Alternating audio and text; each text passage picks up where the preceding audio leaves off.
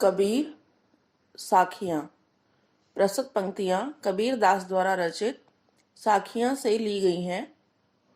इन पंक्तियों में कबीर दास जी कहते हैं, मानसरोवर सुभग जल हंसा केली कराही, मुक्ता फल मुक्ता चुगे अब उड़ी अनत न जाही। कबीर दास जी इन पंक्तियों का अर्थ बताते हुए कहते हैं, जिस तरह से मानसरोवर में हंस खेलते हैं और मोती चुगते हैं और वहां के सुख को छोड़कर कहीं नहीं जाते, उसी तरह मनुष्य जीवन के मोह जाल में फंस जाता है और हमेशा इसी दुनिया में रहना चाहता है। प्रेमी ढूंढत मैं फिरूं, प्रेमी मिले न कोई, प्रेमी को प्रेमी मिले सब विष अमृत होई।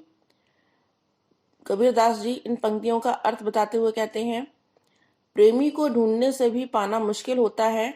यहाँ पर प्रेमी का मतलब ईश्वर से है, जिसे प्रेमी रूपी भक्त सच्चे मन से ढूंढने की कोशिश करता है। एक बार जब एक प्रेमी दूसरे प्रेमी से मिल जाता है तो संसार की सारी कड़वाहट अमृत में बदल जाती है। अगली पंक्तियों में, हस्ती चढ़िए ज्ञान को सहज दुलीचा डारी, स्वान रूप संसार है भूकन दे झक मारी।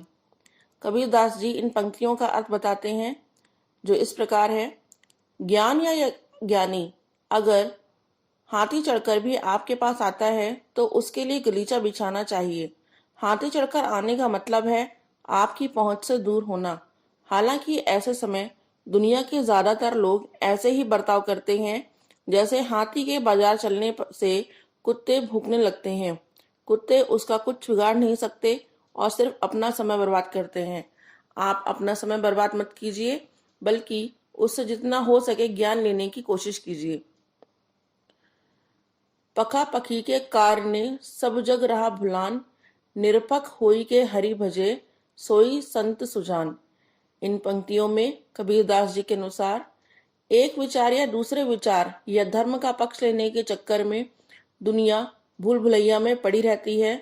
जो निष्पक्ष होकर ईश्वर की पूजा करता है वही सही ज्ञान पाता। हिंदू मुया राम कही, मुसलमान खुदाई, कहे कबीर सो जीवता जे दूहू के निकटी जाए। कबीरदास जी के अनुसार हिंदू मुझे राम कहते हैं और मुसलमान खुदा कहते हैं।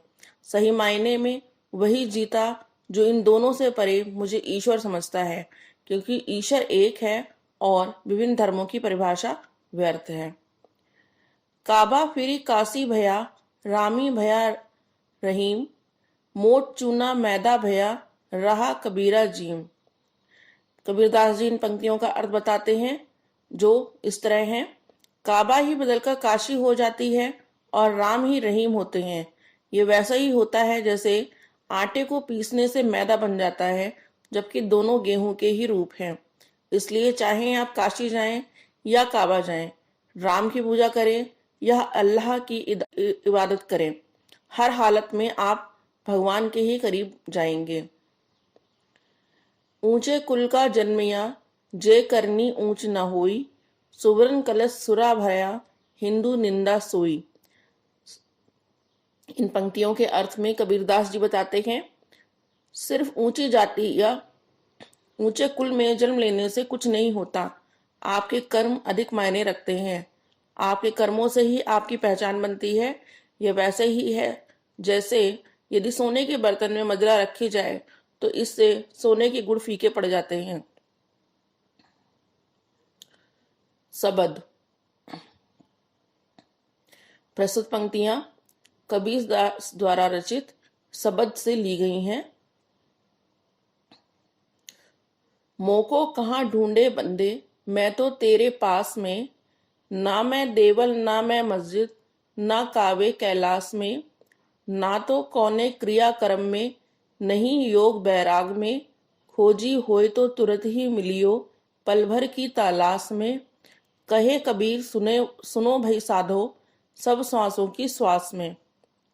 कबीरदास जी इन पंक्तियों का अर्थ बताते हैं, जो इस प्रकार है, लोग भगवान की तलाश में मंदिर मस्जिद मजार और तीर्थ स्थानों पर बेकार भटकते हैं। पूजा पाठ या तंत्र मंत्र सिर्फ आडंबर है, इनसे ईश्वर नहीं मिलते।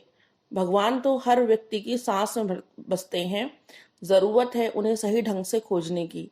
जो सही तरीके से ध्यान लगाकर ईश्वर को खोजता है उसे वे तुरंत मिल जाते हैं। अगली पंक्तियों में, संतों भाई आई ज्ञान की आंधी रे, भ्रम की टाटे सबे उड़ानी, माया रहे न बांधी। हिति चित की द्वय थूनी गिरानी, मोह बलिंडा टूटा, तृष्णा छानी परी घर ऊपरी, कुबधि का भांडा फूटा। जोग जुगति काया का निकसया, हरि की गति जब जानी, आंधी पीछे जो जल बूठा, प्रेम हरिजन भीना।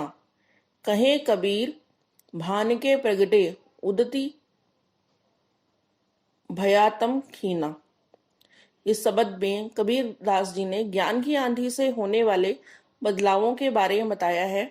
कबीर का कहना है कि जब ज्ञान की आंधी आती है तो भ्रम की दीवार टूट जाती है और मोह माया के बंधन खुल जाते हैं। ज्ञान के प्रभाव से आत्मचित के खंभे गिर जाते हैं और मोह की शहती टूट जाती है। हमारे ऊपर से तृष्णा की छत हट जाती है और सभी भांडे फूट जाते हैं। मतलब हमारे ऊपर पड़े आडंबरों के पर्दे हट जाते हैं। जब हमें ईश्वर का ज्ञान मिलता है तो मन का सारा मैल निकल जाता है।